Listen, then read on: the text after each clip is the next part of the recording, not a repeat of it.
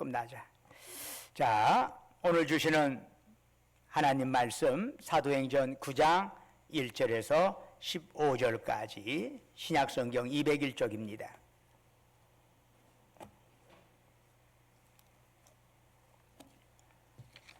(9장) 1절에서 15절까지 저와 여러분이 한 절씩 교독하도록 하겠습니다. 9장 1절입니다.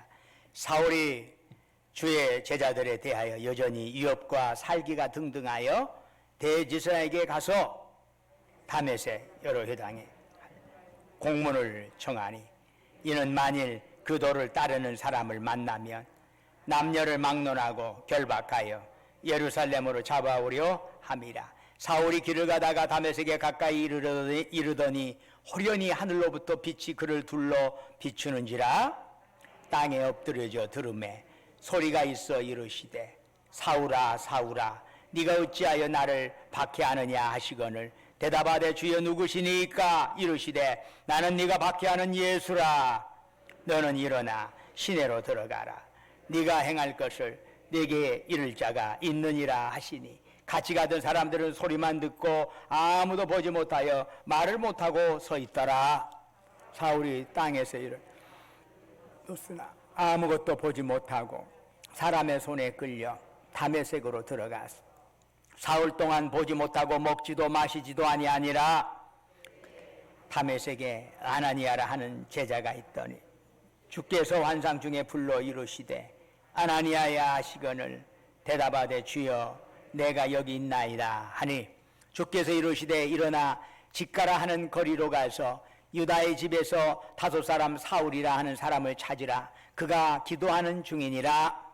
그가 아나니아 들어와서 자기에게 안수하여 다시 보게 하는 것을 보았느니라 하시거늘 아나니아가 대답하되 주여 이 사람에 대하여 내가 여러 사람에게 듣사온즉 그가 예루살렘에서 주의 성도에게 적지 않은 해를 끼쳤다 하더니 여기서도 주의 이름을 부르는 모든 사람을 결박할 권한을 대제사장들에게서 받았나이다 하거늘 함께 읽겠습니다.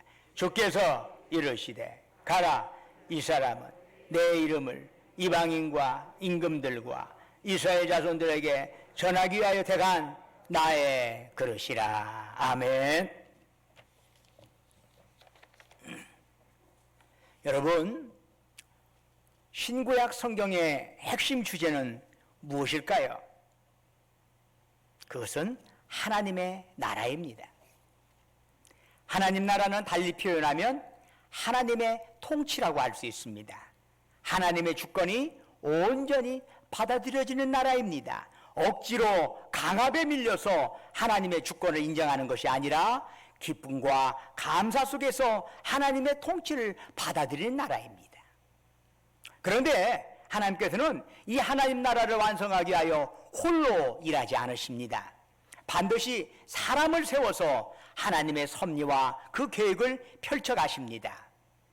그러면 하나님은 어떤 사람을 불러 함께 하나님 나라를 세워가실까요? 예수님께서 이 땅에 오셔서 하나님 나라를 위하여 천국 복음을 전파하시고 가르치시고 또 병을 치유하실 때에도 사람들을 세우셨습니다. 이른바 12제자들이 바로 그들인데 그들의 신분을 살펴보면은 그들은 극히 평범한 인물들이었습니다. 어부, 세리, 열심당원, 그리고 출신에 대해서 잘 알 수 없는 자들도 그 중에 포함되어 있었습니다. 직업도 다르고 연령이나 성격 등 모든 것이 그저 고만고만한 사람입니다. 그들이 예수님의 택함을 받았습니다. 그런데 예수님의 이러한 선택은 당시 유대교의 일반 랍비들의 주류와는 매우 달랐습니다. 어떤 점에서 다르냐 하면은 무엇보다도 예수님이 세우신 인물들은 그 사회에서 바닥에 있는 사람들이었다는 사실입니다. 뭐 사람들한테 명성을 받고 박수를 받고 아유 정말 존경을 받는 사람들이 예수님의 제자로 온 게 아니었다는 사실이에요. 귀족이나 학자, 유력 인사들이 예수님의 제자 중에 하나도 포함되어 있지 않습니다. 예수님께서는 왜 그런 제자들을 12제자들로 삼으셨을까요? 그것은 어떤 인맥도, 사회적인 배경도, 개인적인 능력도 예수님의 제자의 조건이 되지 않는다는 사실을 가르치기 위해서입니다. 그런데 오늘 본문은 교회에 대해서 아주 광적으로 박해하던 사울을 주님이 하나님 나라의 일꾼으로 부르시는 장면이 나옵니다. 사도행전 9장 1절을 가면은 사울은 주님의 제자들에 대해서 여전히 위협과 살기가 등등하였다, 이렇게 증언하고 있습니다. 여전히라고 하는 단어는 앞에 어떤 사건들을 전제하는 얘기겠지요. 스데반의 돌에 맞아 죽을 때에도 사울은 그만이 그걸 지켜보고 있었습니다. 그런데 그 이후에 주의 제자들을 진멸하는 과정에서 보다 적극적으로 사울이 행동했음을 암시하고 있는 거지요. 그는 예루살렘이라고 하는 지역을 뛰어넘어 그리스도인들을 박해하고자 했는데 그의 눈에 들어온 곳이 다메섹이었습니다. 다메섹은 현재 시리아의 수도인 다마스커스의 히브리식 발음입니다. 예루살렘에서 약 213km 떨어져 있는 도시지요. 2000년 전 로마 제국에 속해 있는 다메섹에는 약 4만 명의 유대인들이 있었답니다. 적지 않은 사람들이 거기에 있는 거예요. 예수님 당시에 예루살렘 인구가 약 8만 명 정도가 된단 말이죠. 그런데 다메섹의 유대인들만 4만 명이었다면 다메섹이 굉장히 큰 도시임을 짐작할 수가 있어요. 그리고 회당이 약 30개 정도가 거기에 있었답니다. 유대교의 박해를 피해서 예루살렘을 떠난 유대인 출신 그리스도인들 가운데 상당수가 다메섹으로 피신을 했습니다. 그런데 그들의 전도로 다메섹에 살던 유대인들 중에 주님을 영접하는 사람들이 점점점 많아지게 된 거예요. 이 사실을 알게 된 사울은 대제사장의 위임장을 받아가지고 다메섹에 있는 그리스도인들을 예루살렘으로 잡아오기 위해서 길을 나섰던 것입니다. 이제 다메섹이 가까워지고 그곳에 그리스도인들을 일망타진할 각오를 새롭게 할 즈음에 놀라운 일이 사울에게 일어났습니다. 갑자기 하늘로부터 빛이 쏟아지더니 그 빛이 사울을 휘감았습니다. 그 기운이 얼마나 강했던지 사울은 그만 땅바닥에 엎드릴 수밖에 없었습니다. 이 땅에 오셔서 사람의 죄값을 대신 치르기 위하여 십자가에 죽으셨다가 사흘 만에 부활하신 주님께서 사울에게 빛으로 찾아오신 것입니다. 이 사건에 대해서 후에 사울은 사도행전 26장 13절에서 아그리빠 왕에게 좀 더 구체적인 진술을 합니다. 왕이여, 정오가 되어 길에서 보니 하늘로부터 해보다 더 밝은 빛이 나와 내 동행들을 둘러 비추는지라 라고 이야기하고 있습니다. 그때가 정오였다는 것이지. 그런데 그 빛이 어떤 빛이냐? 태양빛과는 비교할 수 없을 정도로의 밝은 빛이었다는 얘기입니다. 사울은 그 빛 속에서 자신의 이름이 불리는 소리를 들었습니다. 사울아, 사울아. 깜짝 놀란 사울, 주여 누구십니까? 나는 네가 박해하는 예수라. 순간 사울의 시간은 멈추었습니다. 사울은 당황했습니다. 예수님이 이 땅에 계실 때 사울은 예수님을 만난 적 없습니다. 그가 예수님을 박해했다는 것이에요. 그런데 만난 적도 없는데 어떻게 내가 예수님을 박해해? 십자가에 못 박혀 돌아가신 예수님이 부활하신 그리스도라는 사실도 충격적인데 만난 적도 없는 예수님을 자신이 박해했다는 예수님의 말씀은 매우 당혹스러운 것이 아닐 수 없어요. 그러면 왜 예수님은 당신을 만난 적도 없는 사울이 당신을 박해했다고 말씀하였을까요? 저처럼 사울이 예수님이 구원자 되심을 전폭적으로 부인했기 때문입니다. 예수님이 구원자? 말도 안 되는 소리에. 어디 사람이야? 나사렛 사람이야. 나사렛에서 뭐 있대? 목수했대. 추접스럽구만. 목수를 갖고 나사렛에서 촌동네에서 목수한 사람이 무슨 놈 우리 구원자요? 뭐 대제사장 아들이나 됐다는가? 뭐 이런 정도는 돼야지 않겠어? 말도 안 되는 소리라고 여겼던 그 자체가 예수님을 박해한 것이요. 둘째로는 사울이 주님을 따르는 그리스도인들을 박해하였기 때문입니다. 그런데 주님은 주님을 따르는 자들을 박해했다? 그것은 주님 자신을 박해한 것으로 여기신 것입니다. 보무도 당당하게 다메섹으로 가던 사울은 다메섹을 지척에 두고 빛으로 오신 예수님 앞에서 쓰러졌습니다. 주님과의 만남은 사울의 모든 것을 뒤흔들어 놨습니다.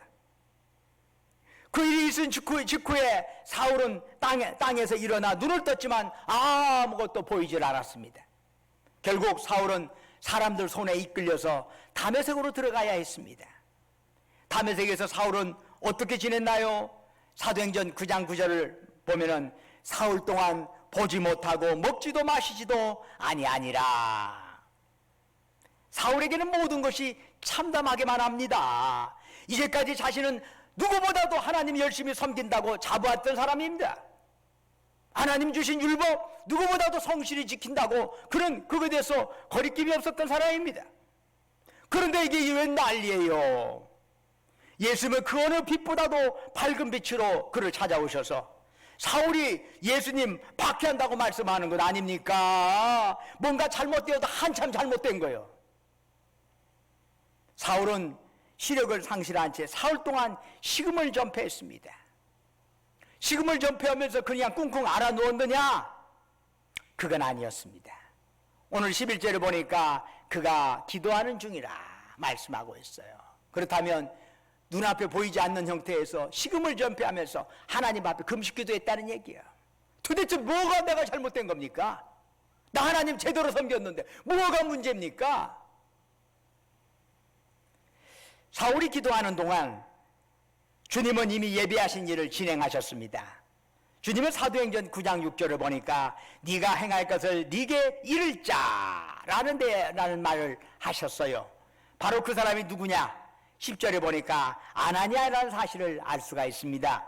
즉 아나니아는 다메섹에 사는 유대인 출신의 그리스도인이었는데 주님께서 환상 중에 그에게 나타나셔서 넌 다소 사람 사울이라는 사람 찾아라 말씀하셨습니다.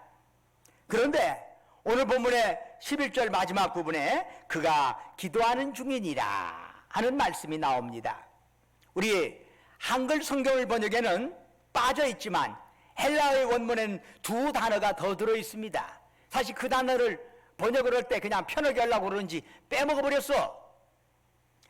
두 단어, 첫 번째 단어는 뭐냐면 보라 하는 감탄사의 의미로 사용되는 이두라고 하는 것이죠. 이건 하나의 보라, 어떤 특별히 주의를 환기시킬 때 사용하는 형태의 감탄사였어요. 이두. 또 하나는 이유를 나타내는 접속사 가르라고 하는 단어예요. 이거 왜냐하면 그런 뜻이죠. 이 단어가 빠졌어. 빼먹고 나서 번역을 했어. 그래서 이 두 단어를 살려 원문 그대로 번역하면 이렇습니다.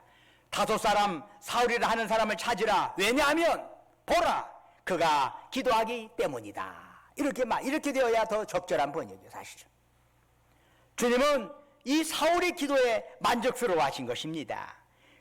그러니 이렇게 감탄하면서까지 보라 하면서 사울이 기도하고 있다는 사실을 강조하고 있는 것 아니겠습니까?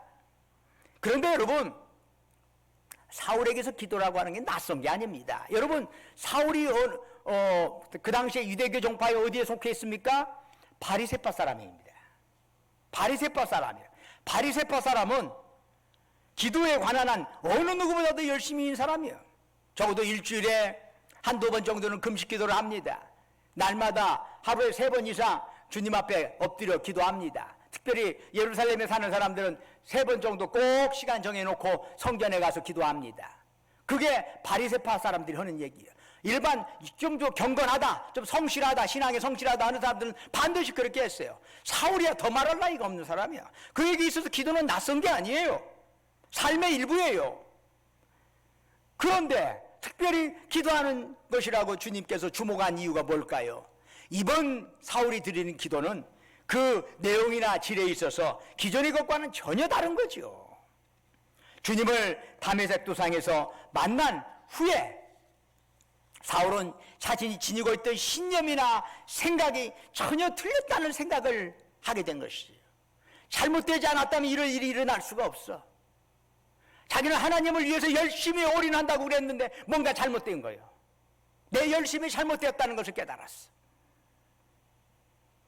자신의 신념과 열정이 하나님께 영광 돌리는 것이라고, 그거야마 칭찬받아야 마땅한 것이라고 굳게 믿어왔던 것이지요. 그런데 아니야. 나는 열심인데 하나님은 안 받으셨어. 이제 사울은 모든 거 다 내려놓고 원점으로부터 다시 하나님께 기도하기 시작한 겁니다. 처음부터, 처음처럼. 주님은 이런 사울의 기도를 기뻐 받으셨고 아나니아를 사울에게 보내셨습니다. 그런데 아나니아가 주님께 이유를 제기하네요. 주님, 그 사울이라는 사람 말입니다, 예루살렘에서 주의 성도들에게 적지 않은 해를 끼쳤다고 합니다. 그리고 그가 여기 지금 다메섹에 온 이유가 있어요. 대제사장의 유임장도 받아가지고 성도들을 결박해 데려가려고 그런답니다. 아나니아는 사울의 악명, 그가 다메섹을 방문한 목적에 대해서 잘 알고 있었습니다. 이 아나니아의 이러한 말 이면에는 그런 자에게 왜 제가 갑니까? 그런 뜻이 상변이 있어. 그런 사람 뭐라고 도와요? 도우려고도 그런 사람 같으면 돕지를 말해야지. 이런 내용이 들어있어. 그러자 예수님께서 사도행전 9장 15절에서 분명히 말씀하시네요. 가라! 이 사람은 내 이름을 이방인과 임금들과 이스라엘 자손들에게 전하기 위하여 택한 나의 그릇이라. 아나니아의 눈에서 보면 사울은 도저히 가까이 할 수 없는 유인이에요. 그러나 사울은 주님께서 당신의 이름을 세상 모든 사람들에게 전하기 위해서 친히 택하신 나의 그릇, 곧 주님의 그릇이었습니다. 여러분, 길 가다가 주운 그릇 아닙니다. 우연히 손에 가만히 그냥 아무 그릇 하나, 밥이나 국그릇 펴려고 그냥 제 손에 잡힌 그릇 아닙니다. 한 번 쓰고 버려지는 일회용 그릇은 더더욱 아닙니다. 사울은 주님이 친히 선택하신 그릇이라는 것이, 주님을 따른 자들 중에서 주님께 충성할 만한 자들도 적지 않게 있었을 겁니다. 그런데 주님은 그들을 제쳐놓고 주의 제자들을 죽이려고 하는 그 사람을 택하신 것입니다. 이것은 인간적으로 도무지 설명할 수 없는 사건이에요. 왜 하필은 그런 사람 택하는가 몰라. 그 사람 말고도 얼마든지 잘하는 사람 많잖아. 왜 그런 사람 택하는가 몰라. 우리한테는 놀라움이 아닐 수가 없어요. 어떻든 사울은 이러한 경험을 토대로 후에 고린도후서 4장 6절 이하에서 이런 고백을 하래요. 어두운 데에 빛이 비치라 말씀하셨던 그 하나님께서 예수 그리스도의 얼굴에 있는 하나님의 영광을 아는 빛을 우리 마음에 비추셨느니라. 우리가 이 보배를 질그릇에 가졌으니 이는 심히 큰 능력은 하나님께 있고 우리에게 있지 아니함을 알게 하려 함이라. 고린도서 4장 6절에서 7절의 말씀이. 사울은 자기 자신이 질그릇이라는 사실을 잘 알고 있었어. 질그릇은 잿물이나 유약을 쓰지 않는 진흙으로만 구워진 그릇이지요. 그릇 중에는 최하품에 속합니다. 그런데 그 질그릇을 주님은 당신의 그릇으로 택하여 주신 것입니다. 그 사울의 인생이 영원한 의미와 가치를 지니게 된 것은 질그릇 속에 예수라는 보배를 담고 있었기 때문입니다. 예수라는 보배. 사울은 항상 주님을 담고 있는 주님의 그릇이라는 사실을 그는 결코 잊지 않았습니다. 그가 무슨 말을 해도 내 안에 주님이 있어. 난 주님 담고 있어. 그가 어떤 행동을 해도 나 주님 담고 살아가는 사람이야. 항상 너는 누구냐? 나 질그릇이지만 주님 담고 있는 그릇이야. 이런 자존감, 이런 자의식이 있었던 것이지요. 함부로 행동할 수 없어요. 함부로 말할 수 없고 함부로 행동할 수 없었어. 예수 법에 담고 있기 때문이지. 그것을 사울은 인식하고 있었기 때문이지. 그러다 보니까 그 자신 역시 새롭게 주님 모습으로 닮아가는 것이죠. 그렇게 해야 주님 모습이 닮아가는 거예요. 어떻게 사울의 모습은 달라졌나요? 고린도후서 4장 8절 이하를 보니까 우리가 사방으로 우겨쌈을 당하여도 쌓이지 아니하며 답답한 일을 당하여도 낙심하지 아니하며 박해를 받아도 버림받지 아니하며 거꾸로 뜨림을 당하여도 망하지 아니하고 우리가 항상 예수의 죽음을 몸에 짊어지면 예수의 생명이 또한 우리 몸에 나타나게 하려 함이라. 달라졌어. 질그릇인 우리가 예수 보배를 담고 있으니까 달라졌어. 여러분, 사울이 영원한 보배를 담은 보배 그릇으로 살아간 것처럼 우리 모두 주님이 택한 그릇답게 살아가시기를 축원합니다. 그때 우리는 사방으로 우겨쌈을 당하여도 싸우지 않을 것입니다. 답답한 일 당하여도 낙심하지 않을 것입니다. 거꾸로 뜨림을 당하여도 결코 넘어지지 않을 것입니다. 죽음을 이기시고 부활하신 예수 법에 항상 여러분의 심령에 담고 살면서 날마다 승리하시기를 주의 이름으로 축원합니다. 기도하겠습니다. 은혜와 사랑이 충만하신 아버지 하나님, 사울이 예수 법에 담고 살아가는 질그릇이었던 것처럼 우리도 주님의 그릇으로, 비록 우리는 질그릇이지만 예수 법에 담고 그렇게 평생 살아가는 아름다운 삶이 되게 하옵소서. 예수님의 이름으로 기도드립니다.